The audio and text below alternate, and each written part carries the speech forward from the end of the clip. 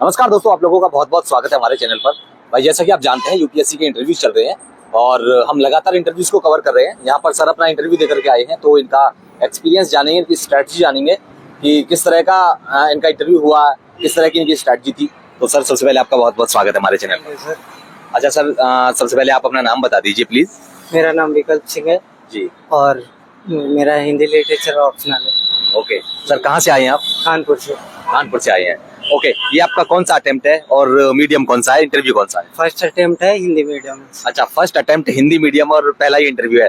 वाह, इसके लिए बहुत बहुत कांग्रेचुलेशन सर आपको, क्योंकि हिंदी मीडियम और फर्स्ट अटेम्प्ट में यहाँ तक पहुँचना ऑब्वियसली मुझे लगता है बहुत ही ज्यादा बहुत ज्यादा अच्छी स्ट्रेटजी रही होगी आपकी। हाँ, तो स्ट्रेटजी पर हम आएंगे, लेकिन उससे पहले मैं आपका जो है एजुकेशनल बैकग्राउंड और जानना चाहूंगा। मैंने बीए किया हुआ है। अच्छा, बीए किया हुआ है, कहाँ से किया हुआ है? कानपुर से ही। कानपुर यूनिवर्सिटी से ही है ना? कानपुर यूनिवर्सिटी है ना? जी जी। ओके ओके, कानपुर यूनिवर्सिटी से बीए किया हुआ है। CSGMU। अच्छा अच्छा अच्छा, ओके सर। तो इंटरव्यू की बात करें तो किस सवाल से शुरुआत होती है इंटरव्यू की? सवाल से शुरुआत क्या, आप अपने बारे में कुछ बताइए। जी, अच्छा। ऐसा, और टैब के बारे में ही उन्होंने थोड़ी देर बाद पूछा और करंट अफेयर के मुद्दों के बारे में थोड़ी सी बातचीत हुई। अच्छा अच्छा। और कुछ सवाल का आंसर नहीं दे पाया तो सॉरी बोला? सॉरी सर कह गए। हाँ। बोले ठीक है, कोई बात नहीं। अच्छा, जब सॉरी बोलते हैं तो कोई वहाँ पर थोड़ा सा अटपटा सा लगता है या नॉर्मली वो रहता है वहाँ पर? वो फिर ऐसा ही बिहेव कर देते हैं, कोई नॉर्मल, अच्छा, बहुत ही normal। हम्बल होते हैं। अच्छा। ऐसा कुछ है नहीं। अच्छा, करंट अफेयर के किस तरह के सवाल थे, किस तरह के सवाल पूछे गए आपसे? करंट अफेयर इंटरनेशनल मुद्दों में ही जैसे कि पूछा। सवाल की अगर बात करूँ मैं, क्वाड है और जो मुद्दे चल रहे हैं, बहुत सारे सवाल मुझे रिमाइंड नहीं हो पा रहा है। अच्छा, याद नहीं आ पा रहे, ठीक है। हॉबीज वगैरह से कोई सवाल? आपकी हॉबी क्या है? Hobby novel reading. अच्छा, नॉवेल रीडिंग, तो जी। उससे सवाल कोई? हाँ, गोदान और यही सब सारी अच्छा। चीजें। तो वो तो आपका हिंदी लिटरेचर, हाँ। लिटरेचर आपका ऑप्शनल भी है, तो मुझे लगता है उससे लिंक करके किया है ना? जी जी। अच्छा अच्छा, और कोई सिचुएशन बेस्ड कोई सवाल या कोई वैसा सवाल जो अटपटा सा सवाल हो, कोई ऐसा कुछ था वहाँ पर? नहीं, ऐसा कुछ तो नहीं पूछा उससे। अच्छा, मॉक इंटरव्यूज दिए होंगे आपने? जी जी। तो क्या कुछ डिफरेंस नजर आया मॉक इंटरव्यूज में और यहाँ जो रियल इंटरव्यू हुआ? वहाँ तो बहुत डराते हैं। अच्छा। लेकिन अंदर ऐसा कुछ नहीं है। हाँ। अगर मुझे थोड़ा सा ये कमेंट में बहुत सारे बच्चों के ये क्वेश्चन रहते हैं कि क्या अगर मान लीजिए मॉक इंटरव्यूज ना दें, खुद से ही तैयारी करें बिना मॉक इंटरव्यूज दिए, तो क्या कोई दिक्कत तो नहीं होगी यहाँ पर? कोई दिक्कत नहीं होगी, बस ऐसा एक्सपीरियंस मिल जाता है मॉक इंटरव्यू से। जी, आपको कैसे बातचीत करनी है, कैसे आउटलेट पहनना है, कोट पैंट पहनना है, शूज कैसे पहनने हैं, सॉक्स कैसे पहनने हैं, ये सारी चीजें पता लग जाती है मॉक इंटरव्यू। ओके, अच्छा सर, ठीक है, आपने इंटरव्यू के बारे में बताया, लेकिन मैं आपकी स्ट्रेटजी जानना चाहूंगा, क्योंकि मेन वही है। फर्स्ट अटेम्प्ट में हिंदी मीडियम से यहाँ तक पहुंचना ऑब्वियसली बहुत बड़ी बात होती है, तो क्या आपने अलग किया, किसकी गाइडेंस में आपने तैयारी करी है ऐसी जो कि फर्स्ट अटेम्प्ट में ही आप यहाँ तक पहुंचे हैं? और हम उम्मीद करेंगे, हमारी शुभकामनाएं भी आपके साथ रहेंगी कि आप फाइनल लिस्ट में जगह बनाएं। Thank you so much sir. Guidance क्या, सीनियर्स लोग की गाइडेंस मिली, कोचिंग की गाइडेंस मिली और बहुत सारे लोग, और अपनी खुद की मेहनत की। अच्छा जी। और सीनियर्स वगैरह या सिलेक्टेड लोगों की गाइडेंस वगैरह रही होगी? जी जी। अच्छा, किस तरह की गाइडेंस थी? गाइडेंस तो अब फैमिली मेंबर ही है, तो ऐसा कुछ अच्छा, रिवील सिलेक्टेड है? जी जी। IRS है? जी जी। रिवील तो नहीं करना चाहूंगा। जी। अच्छा, ठीक है जी। तो अच्छा, क्या औरों से अलग क्या स्ट्रेटजी रही आपकी? किस तरह की आपने स्ट्रेटजी प्रीलिम्स के लिए फॉलो करी थी? क्या अप्रोच थी आपकी? PYQ पे ध्यान दें और सारी चीजें हैं जो इन्वायरमेंट और साइंस टेक अदर सब्जेक्ट हैं, उनको भी उतना ही वेटेज है जितना हिस्ट्री, जियोग्राफी, इकोनॉमी को, पॉलिटी को देते हैं। अच्छा। निगलेक्ट नहीं करना है, मतलब किसी भी चीज को, सबका अपना वेटेज है। मॉडर्न हिस्ट्री से इस बार क्वेश्चन कम आए, लेकिन लोग ध्यान ही नहीं देते, मॉडर्न हिस्ट्री ही पढ़ते रहते हैं, एंशिएंट मेडिवल पे ध्यान ही नहीं देते।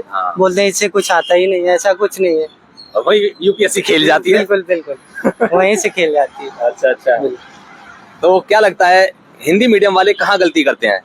किस तरह से रिजल्ट डाउन कैसे होता जा रहा है?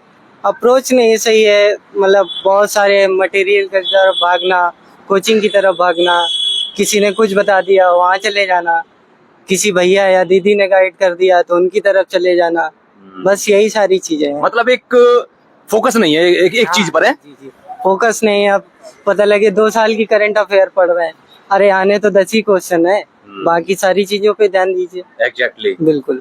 अच्छा, आपने फील किया होगा हिंदी मीडियम वाले और इंग्लिश मीडियम वाले, यहाँ पर मैं डिफरेंस इसलिए कर रहा हूँ क्योंकि रिजल्ट हिंदी मीडियम का हर बार बहुत ही कम आता है, इंग्लिश मीडियम का रिजल्ट हर बार। क्या करते हैं इंग्लिश मीडियम वाले? आपके सराउंडिंग में आपके फेलो एस्पिरेंट्स भी रहे होंगे, आपके फ्रेंड्स वगैरह भी होंगे, ऐसा क्या अलग करते हैं वो?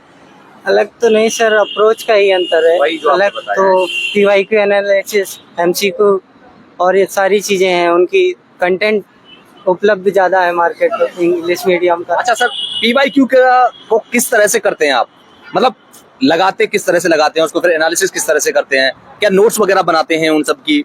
ये सब मैं जानना चाहूंगा। नोट्स वगैरह तो की पॉइंट, जैसे कोई चीज नहीं आ रही है मुझे, मैंने सॉल्व किया तो उनके नोट्स बनाने हैं, और अदर चीजों के नोट्स नहीं बनाने जो रिपीटेड हो रही है उनके नोट्स नहीं बनाने हैं। अच्छा जी।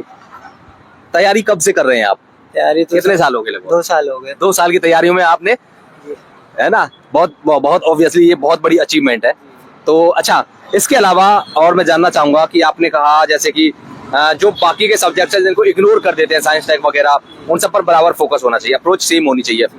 एक और चीज, ह्यूमैनिटी के जो सब्जेक्ट्स हैं और एनसीईआरटीज को अगर देखा जाए उस लेवल पर, क्या एनसीईआरटीज को किस तरह से पढ़ना चाहिए? आपने कैसे पढ़ा उनको? एनसीईआरटीज बार बार रिवीजन ही करनी चाहिए, कम से कम 3-4 रीडिंग तो करनी ही चाहिए एनसीईआरटी की, नहीं तो कोई फायदा नहीं है। एक और चीज, सिलेबस को डिकोड कैसे किया जाए? बच्चों को यही नहीं पता होता, बस पढ़े जा रहे हैं, कुछ भी पढ़ रहे हैं, समझ रहे हो ना, कुछ भी पढ़ते जा रहे हैं, और यही सबसे गंदी अप्रोच होती है हिंदी मीडियम में। जो इंग्लिश मीडियम वाले फॉलो करते हैं वो हिंदी मीडियम वाले यहाँ पर मार खा जाते हैं कई जगहों पर। तो सिलेबस को किस तरह से डिकोड किया जाए? आपने किस तरह से डिकोड किया सिलेबस को? सबसे पहले तो सिलेबस की अच्छे से रीडिंग करनी है, और जो टॉपिक वाइज दिए हुए हैं उनके की पॉइंट नोट्स बना लेने हैं, और पीवाईक्यू देखने हैं, इतना ही करना है। अच्छा। हिंदी मीडियम का एक और फोबिया है सीसेट। वहाँ पर भी बहुत सारे बच्चे जो जीएस को क्लियर कर जाते हैं सीसेट में रुक जाते हैं। क्या अप्रोच रही है आपकी? अप्रोच क्या सर, 5-6 महीने कम से कम सीसेट को देने ही देने हैं। अच्छा। कॉम्प्रिहेंशन, अगर मैथ में कोई वीक है तो आप कॉम्प्रिहेंशन अच्छा कर लीजिए, रीजनिंग अच्छी कर लीजिए। ऐसा नहीं है कि मैथ से ही सारी चीजें हैं, कॉम्प्रिहेंशन भी है, रीजनिंग भी है। अच्छा। उनको अच्छे से करिए बस। मतलब आप ये कह रहे हैं, अगर मान लो जैसे 3 पोर्शन है, ये कॉम्प्रिहेंशन और रीजनिंग और मैथ्स, और ये इनमें से अगर कोई भी, अगर एक हमारे एक पोर्शन पर अगर मजबूत पकड़ है तो काम चल जाएगा, या फिर 2 पे कम से कम होनी चाहिए? 2 पे होनी चाहिए कम से कम। होनी चाहिए। जी। कॉम्प्रिहेंशन ऐसा होता है कि बहुत सारे लोग नहीं कर पाते क्योंकि टाइम टेकिंग है, पैसेज पढ़ना और सॉल्व करना काफी टाइम लग जाता है, तो रीजनिंग और कॉम्प्रिहेंशन दोनों ही करनी चाहिए। क्या कोचिंग आज के टाइम में रिलीवेंट रही है, या फिर सेल्फ स्टडी से किया जा सकता है? किया जाता है। जी। लेकिन उसके लिए गाइडेंस होनी चाहिए। हाँ, गाइडेंस होनी चाहिए। यूट्यूब में इतना सारा कंटेंट है, कहीं से भी कर लीजिए, कोई दिक्कत नहीं। हम भी कर रहे हैं, ये भी एक तरह से है ना। जी बिल्कुल। हाँ। अच्छा, एक और चीज मुझे ये बताइए, क्योंकि जो रैंक बनती है ऑब्वियसली प्रीलिम्स को तो हटा ही दीजिए, आपका फाइनल सिलेक्शन रैंक होगा मेंस के अकॉर्डिंग। तो मेंस की क्या अप्रोच रही है आपकी आंसर राइटिंग?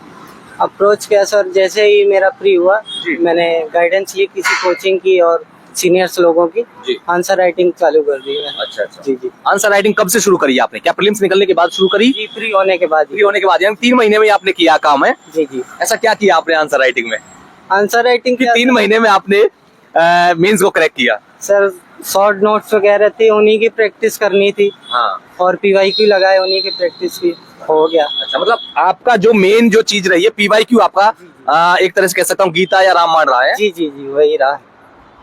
अच्छा, एक और चीज मुझे ये बताइए, आंसर राइटिंग किस तरह से करते हैं आप? मतलब क्या अप्रोच रहती है? पॉइंट फॉर्मेट में लिखते हैं, पैराग्राफ में लिखते हैं, या कोई और चीज उसमें अप्लाई करते हैं, डायग्राम, फ्लो चार्ट्स, कुछ और क्या करते हैं ये बताइए? पॉइंट वाइज ही लिखना चाहिए आंसर, और डायग्राम, मैप्स, ये सारी चीजें जरूर ही डालनी चाहिए, नहीं तो नंबर नहीं मिलने हैं।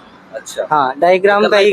जी, डायग्राम बाजी मतलब लगानी पड़ेगी इस तरह की। जी, मैप और डायग्राम का ही खेल है यूपीएससी में। अच्छा। पैराग्राफ्स अब नहीं चलते हैं क्योंकि एग्जामिनर पढ़ता ही नहीं है आपके साथ। तो मतलब ये मान लिया पैराग्राफ लिखना, मतलब पैराग्राफ में लिखना 10वीं 12वीं वाले जो लिखते हैं ऐसा माना जाता है? जी। पैराग्राफ में नहीं लिखना चाहिए। ये अप्रोच सही नहीं है मतलब? नहीं, बिल्कुल नहीं सही है। ठीक है सर, मुझे लास्ट में मैं आपसे ये सवाल पूछना चाहूंगा कि जो 2025 का प्रीलिम्स बहुत ज्यादा नजदीक है, तो इस बीच क्या करना चाहिए उनको? किस चीज पर फोकस ज्यादा करना चाहिए?